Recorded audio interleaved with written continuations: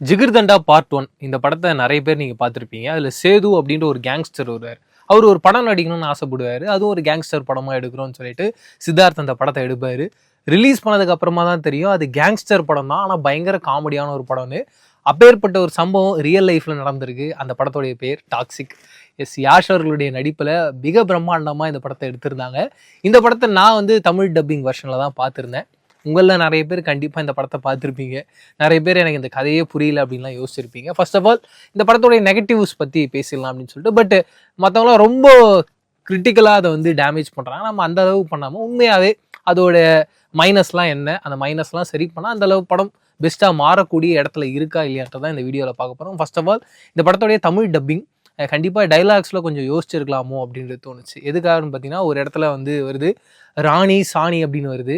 லுலு சபாவில் யாரோ வந்து டைலாக் ரைட்டராக ஒர்க் பண்ணவங்க இந்த படத்துக்கு இறங்கி டைலாக் ரைட்டராக ஒர்க் பண்ணியிருக்காங்களோ அப்படின்ற ஒரு கேள்வி வந்தது. இந்த மாதிரியான நிறைய இடங்கள் இருந்தது. மிக முக்கியமாக நயன்தாராவும் கேரா அத்வானியும் ஒரு இடத்துல பேசிப்பாங்க. அப்போ வந்து கேரா அத்வானி சொல்லுவாங்க, உங்கள் தம்பிக்கு இருக்கிறது காதலா இல்லை இச்சிங்கா அப்படின்னு கேட்பாங்க. அது தமிழில் சொன்னால் எப்படி இருக்குன்னு யோசிப்பாங்க. அந்த டைலாக் அப்படியே இருந்தது. அதெல்லாம் வந்து தேட்டரே வந்து பிளாஸ்ட் ஆகி ஒரு கட்டத்துக்கு மேலே தேட்டரில் இருக்க எல்லாரும் கத்துறாங்க, அவருக்கு இருக்கிறது காதல் இல்லை, அவருக்கு இருக்கிறது ஈச்சிங் அப்படின்னு. ஓவராலாக அந்த தேட்டர் க்ரௌடே ரொம்ப பிளாஸ்ட் ஆகி சிரிக்கிறாங்க.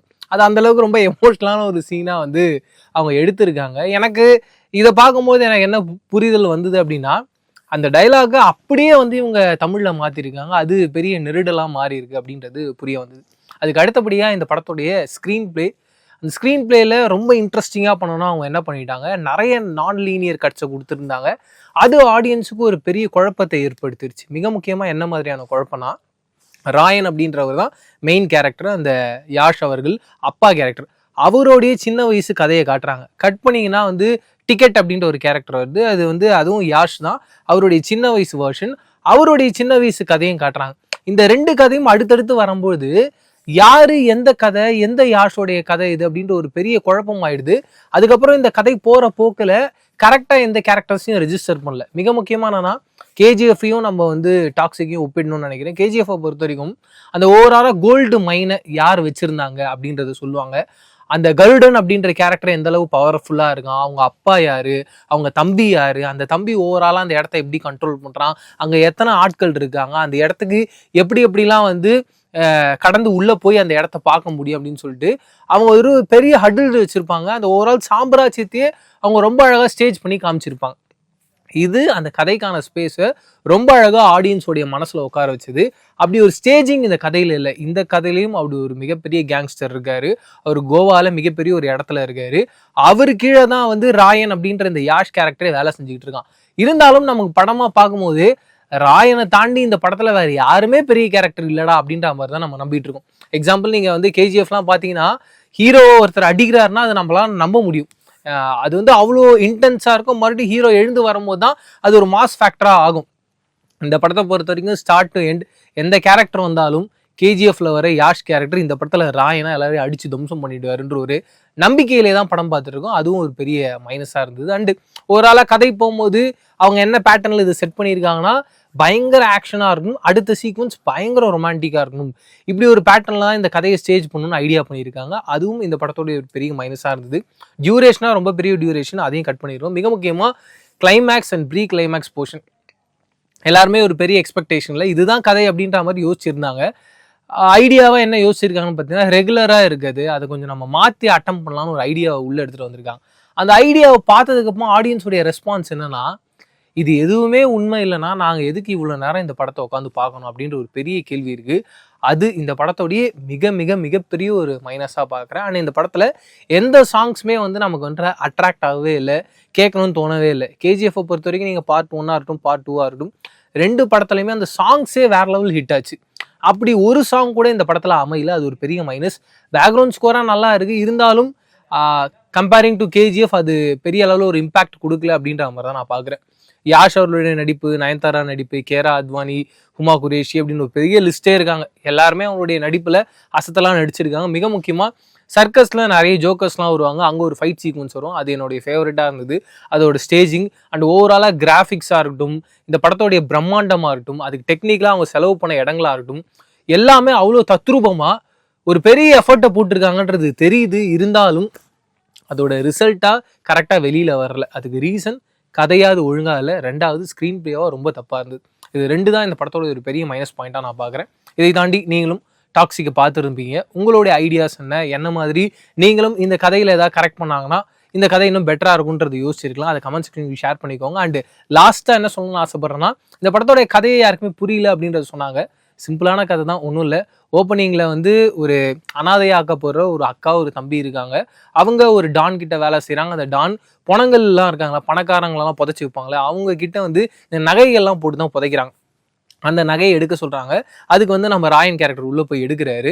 இருந்தாலும் அவர் வந்து சரியாக சாப்பாடுலாம் கொடுக்காதனால இந்த குழந்தை பசியில் இருக்கான். அப்போ அவன் அக்கா கிட்டே கேட்குறான், அக்கா எனக்கு பசிக்குதுன்னு. அப்போ அந்த அக்கா அவங்களுடைய உடம்பையே வந்து பணயமாக வச்சு அவனுக்கு சாப்பாடு வாங்கி தராங்க. இதை தெரிஞ்சுக்கிட்ட ராயன் என்ன பண்ணுறான், அக்கா என்ன சொன்னாலும் நம்ம பண்ணணும் அப்படின்ட்டு ஒரு முடிவு எடுத்துடுறான். இதுக்கப்புறம் அவங்க கேங்ஸ்டராக மாறுறாங்க. ஹெராயின், கொக்கைன் மாதிரியான ஏதோ ஒரு சப்ஸ்டன்ஸை சேல்ஸ் பண்ணிட்டு இருக்காங்க கோவாவில். இவங்களுக்கு மேலே ஒரு டான் இருக்கும், அவங்களுக்கு ஒரு பொண்ணு இருக்காங்க. அந்த பொண்ணு யாஷ், ராயன் அப்படின்ற கேரக்டரை லவ் பண்றாங்க.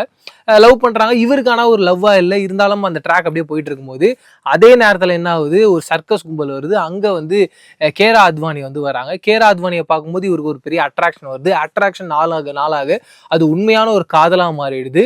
அண்டு நம்மளுடைய நயன்தாரா அவங்க அக்காவா இருக்க கேரக்டர் பண்ணியிருக்காங்க யாஷ்.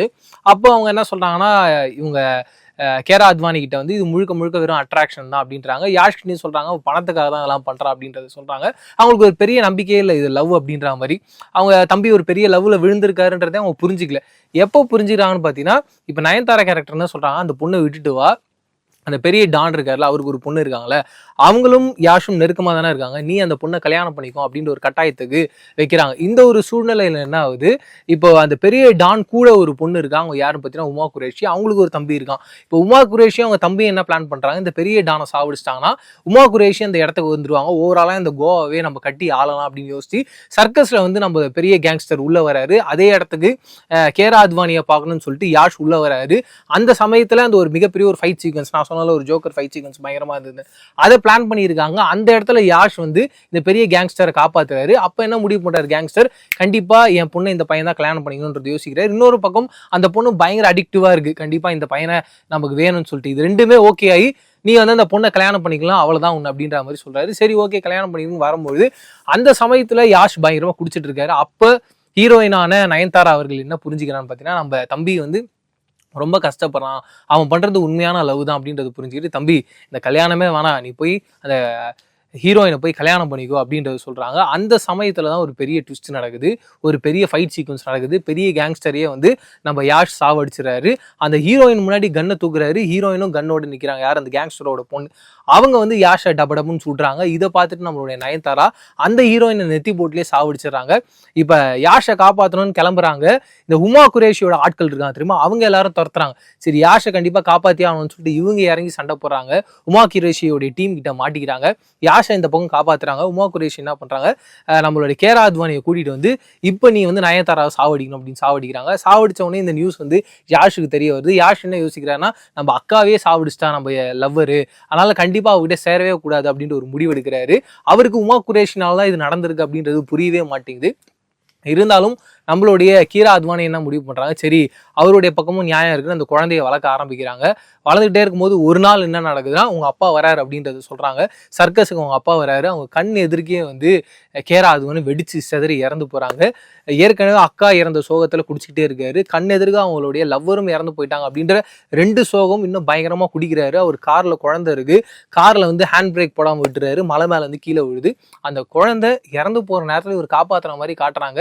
கடைசியில் அந்த குழந்தைய காப்பாத்திடுறாரு. ஆனா செகண்ட் ஹாஃப்ல தான் ரிவீல் பண்றாங்க அங்க என்ன நடந்ததுன்னு. அந்த ட்விஸ்ட் சர்ப்ரைசிங்கா இருக்கும்ன்றத நினைச்சாங்க, ஆனா சர்ப்ரைசிங்கா இல்லாம ஆடியன்ஸுக்கு ஒரு ட்ராஜடியா மாறிடுச்சு. இதுதான் இந்த ஓவரால் படத்துடைய கதை. கிளைமேக்ஸை மட்டும் நான் சொல்லலை, சொன்னா அவங்க சர்ப்ரைஸ்னு ஒன்று யோசிச்சு வச்சிருக்காங்க. அந்த இரிட்டேஷன் மிஸ் ஆகிடும், அது மிஸ் ஆக வேணான்றதுக்காக தான் நான் சொல்லாமல் விட்டேன். இதே மாதிரியான இன்ட்ரெஸ்டிங்கான வேற ஒரு ரிவ்யூவில் நீங்கள் பார்க்கலாம் என்ன. அண்ட் இதே மாதிரி உங்களுக்கு இந்த டாக்ஸிக் படம் பார்க்கும்போது என்னென்ன விஷயங்களா யோசிச்சிங்கன்றத கமெண்ட் செக்ஷன் உங்களுக்கு ஷேர் பண்ணிக்கோங்க. வேற ஒரு ரிவ்யூவில் சந்திக்கிறேன். அது வரைக்கும் டடா பஸ் சொல்லிக்கிறேன். நான் பிரவீன் கேஎஸ். பாய்.